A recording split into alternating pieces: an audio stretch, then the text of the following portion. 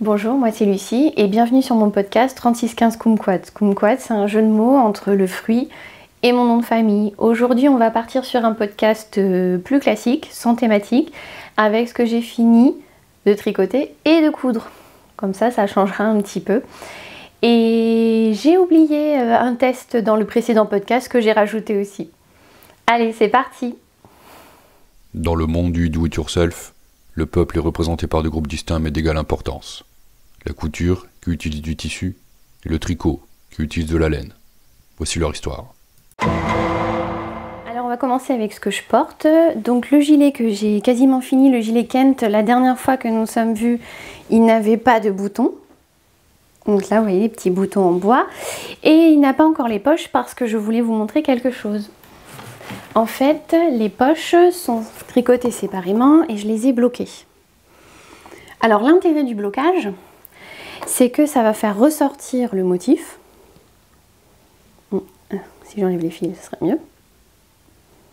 Et ça permet, vous voyez, d'obtenir un carré assez parfait. Pourquoi? Parce que on le lave à la main. Et ensuite, on va le mettre sur ces tapis en mousse. Alors, il y a la marque Knit Pro qui les vend, ces tapis en mousse puzzle, mais entre nous, il y a des marques de jouets qui les vendent pour moins cher. Vous retrouvez même des gens qui revendent les tapis de leur enfant. Vu qu'on va le piquer avec ces peignes, on va faire des trous. Donc, vous pouvez en racheter en occasion, vu que de toute façon, vous allez les abîmer. Et donc, vous voyez, lorsqu'on le fait sécher, on plante les peignes. Donc là, c'est peignes Knit Pro.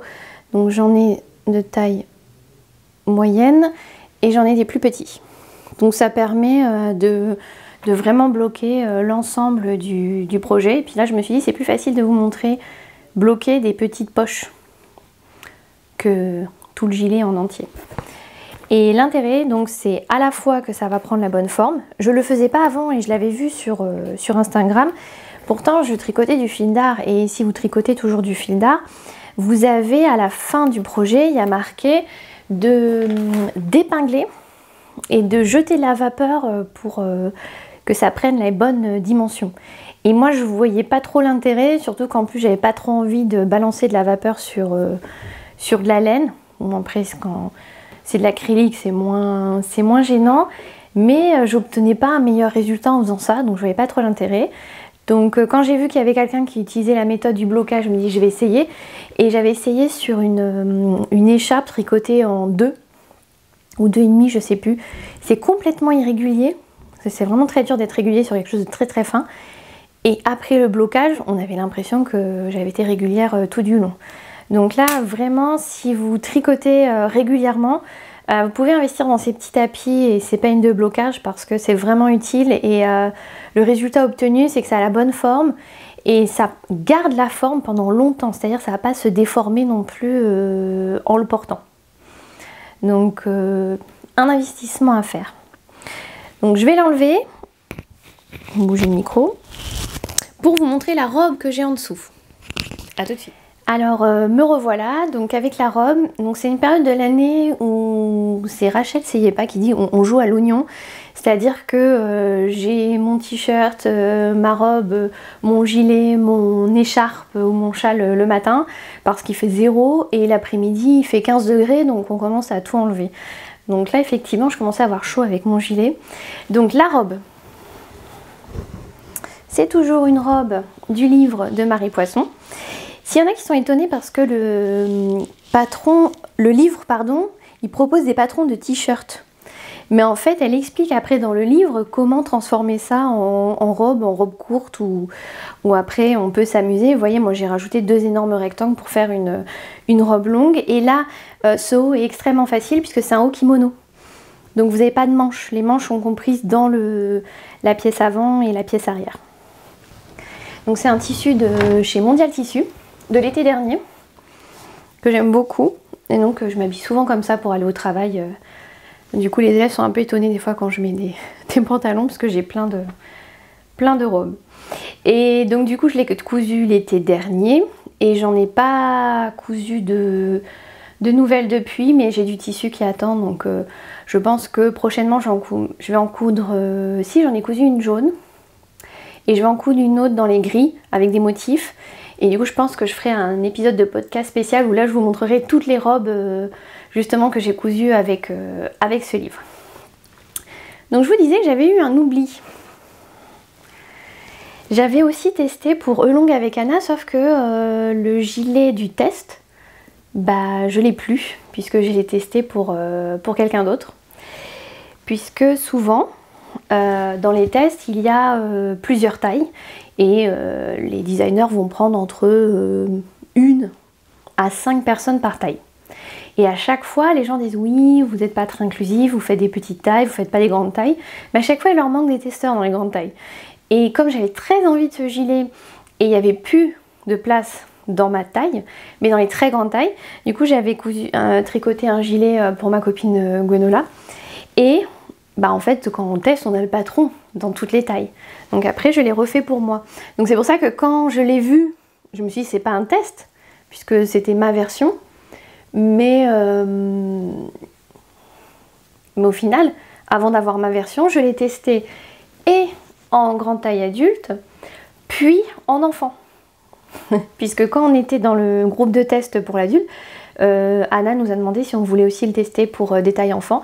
Et donc je l'avais fait aussi pour ma filleule en biobalance de BC Garn, donc moitié coton, moitié laine. Et c'est vrai que c'est une matière intéressante, je pense que je retricoterai pour les mi-saison ou l'été. Et là je l'ai fait en DK de Sur la rive côté laine, coloris forêt, que j'adore, qui est ultra nuancé. Et vous voyez l'intérêt de ce gilet, enfin les deux intérêts, c'est qu'il est court, donc parfait pour aller avec les robes, et puis il y a cette petite dentelle sur le raglan, que je trouvais très jolie. Et c'est ça qui m'avait beaucoup plu quand j'avais vu l'appel au test. Un objet fini mais que je n'ai pas tricoté, c'est ma mère qui l'a tricoté, mais j'ai cousu le zip.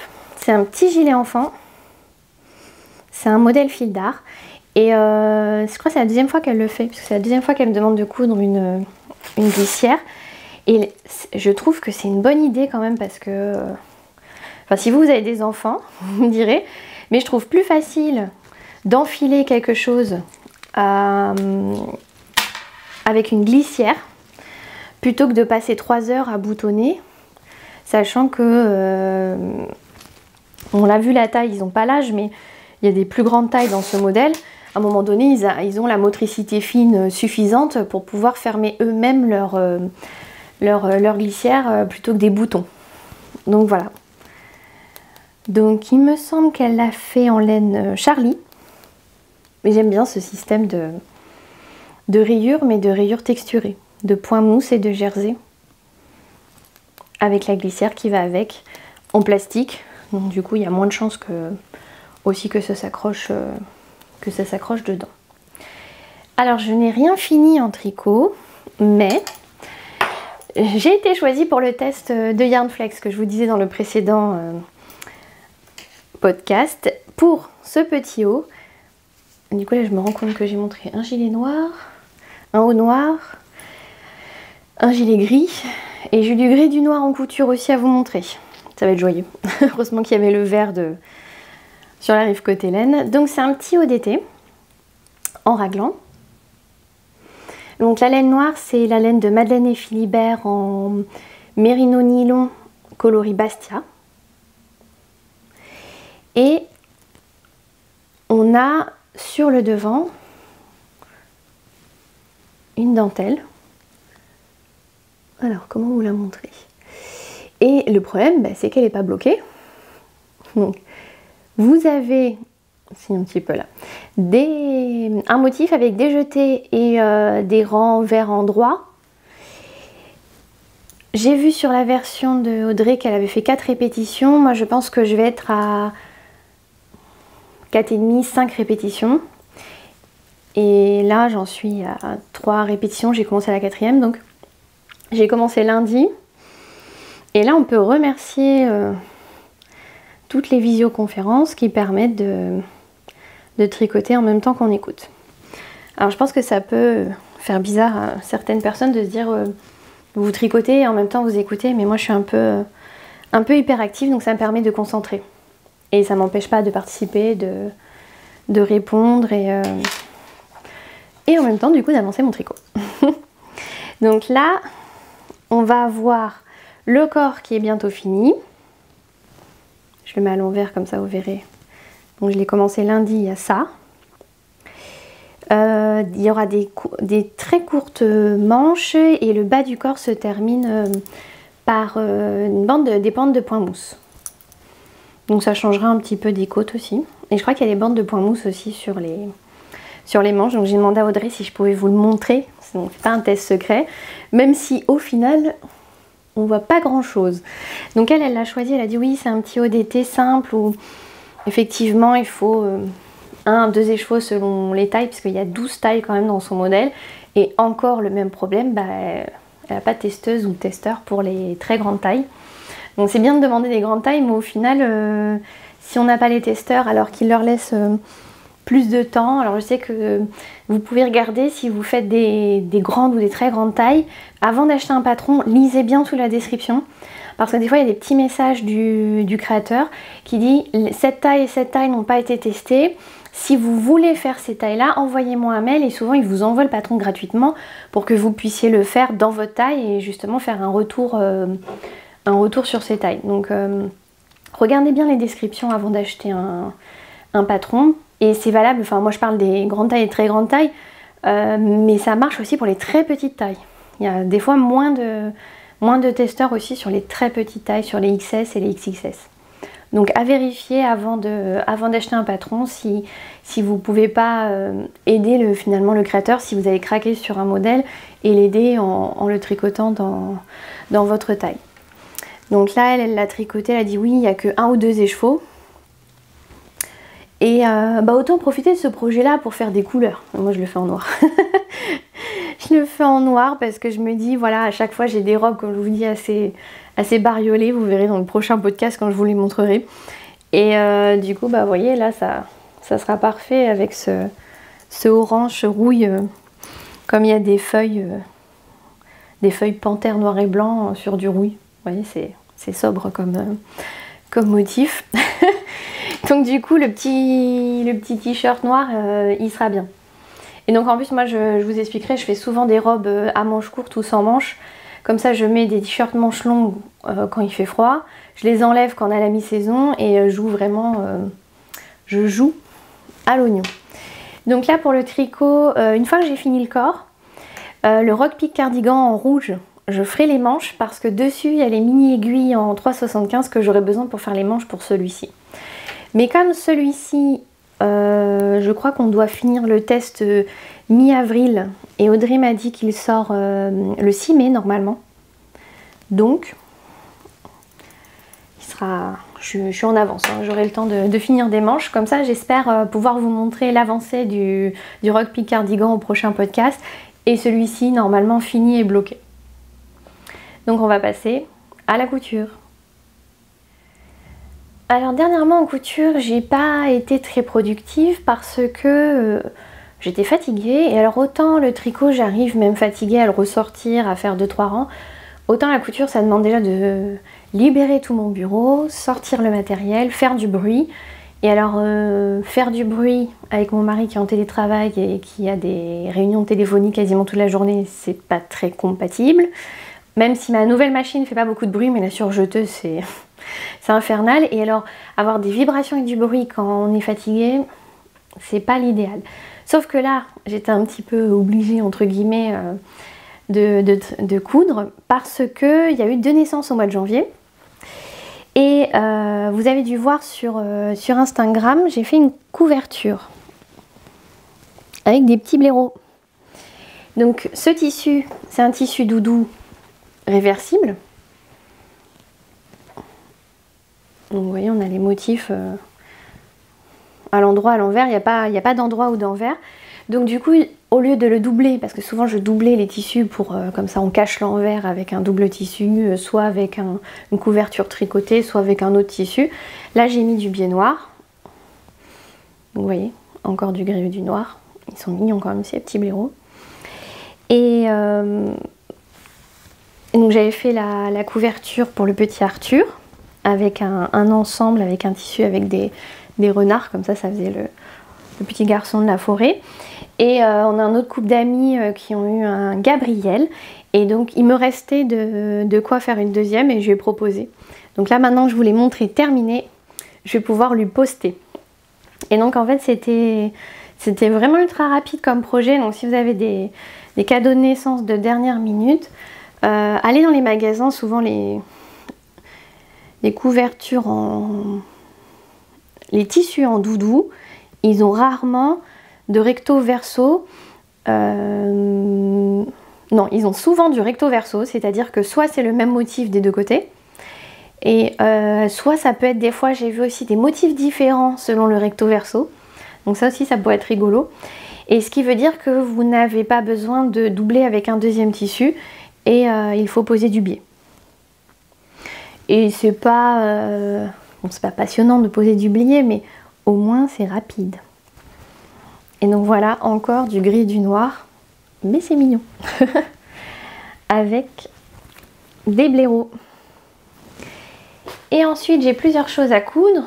On va plutôt dire j'ai 31 choses à coudre parce que j'ai 31 élèves dans ma 5e. Il y a le quart d'heure de lecture le mardi et le jeudi. Et ils amènent leurs livres. Moi, ça me fait de la peine quand je vois comment ils jettent leurs livres dans le sac, où ils le retrouvent coincé entre deux classeurs tout abîmés. Et donc ouais, je vous montre du noir. Je leur fais des poches à livres. Donc il y en a qui ont choisi, j'ai commencé par ceux qui avaient choisi du tout noir. Ce que je fais, c'est que je découpe, j'allais dire tricote alors que c'est de la couture. Je découpe un rectangle de 18 cm sur 44, donc 2 x 22. Je le plie en deux. Je couds, alors est-ce qu'on va voir? Noir sur noir, je suis pas sûre. Ah si, là, on voit bien. Si je cache mon nez. Je coud à la surjeteuse sur les côtés, parce qu'au moins c'est rapide et c'est très solide. Je fais un angle, toujours à la surjeteuse, comme ça au moins ça fait et l'angle et ça découpe. Bon, si on a raté l'angle, ça a déjà découpé. Pour ça, en fait, quand vous avez plié en deux, vous allez le plier dans l'autre sens en mettant couture sur couture. Vous alignez les coutures et en bas, du coup, vous pliez et vous cousez. Je fais en sorte que cette longueur-là, ça fasse 3 cm. Et ensuite, dans une poche à l'endroit, vous mettez une poche à l'envers. Et je vais faire 2 petits replis au bord pour finir la couture. Et comme ça, ils auront des jolies poches dans lesquelles ils pourront mettre leurs livres de poche ou leur manga. Bon, pas les gros livres, mais en fait, il y a très peu d'élèves qui amènent des gros livres. Et donc, il y en a qui ont choisi les tout noirs. Donc, j'ai commencé par coudre les tout noirs. Mais il y en a qui ont choisi des couleurs. Donc, il y en a qui ont choisi du blanc, des couleurs. J'ai pas toutes les couleurs. J'ai trouvé du rose. Mais il y en a qui m'avaient demandé des mauves, des violets. J'ai pas trouvé. Vert non plus, j'ai pas trouvé, donc il va falloir jouer avec eux pour qu'ils choisissent. Et il y en a qui ont choisi avec des motifs. Donc les petits perroquets et les petites licornes. Donc je pensais qu'ils allaient tous choisir avec des motifs et du coup au début je dis oh mince, ils sont pleins à avoir choisi des unis. Je dis oh c'est dommage de choisir des unis. Il fait mais non madame, en fait quand c'est uni après on va pouvoir les customiser. Donc j'ai hâte de voir comment ils vont les customiser. Ça se trouve ils vont... Ils vont écrire partout dessus. Bon, le noir, je sais pas comment ils vont customiser parce que c'est un de mes élèves qui a choisi blanc parce qu'il a des Posca. Vous savez, c'est les stylos où on peut écrire sur toutes les textures, on va dire, tous les matériaux, y compris le tissu. Et il dessine très bien, donc du coup, je sais qu'il va faire un dessin sur le blanc. Bon, le noir, je sais pas trop. Après, moi, j'aime bien le noir, donc c'est parfait. Et c'est vrai que là, le tissu en licorne, par contre, j'aime beaucoup. Donc tous ces tissus, c'est Mondial Tissu. Donc ceux-là, ils sont à 5 € le mètre et ils sont en coton assez épais. Ils sont rangés avec les tissus à masque qui sont passés de catégorie 1 à catégorie 2. Parce qu'avant, il y avait des tissus catégorie 1 et là, maintenant, on parle que de de catégorie 2, puisqu'ils n'acceptent plus les tissus maison à l'école, donc on n'a plus le droit de mettre catégorie 1 sur les tissus non plus. Et là, celui-ci, il est vraiment épais, donc je pense que c'est de la toile, ce qu'ils appellent la toile canvas, et je pense que ça sera pas mal pour protéger leurs livres. Hop. Et du coup, ça fait quand même pas mal de choses en cours et très peu de choses finies. Mais ça veut dire quand même que j'aurai pas mal de choses à montrer sur les prochains podcasts. Alors merci beaucoup pour vos retours sur les précédents podcasts.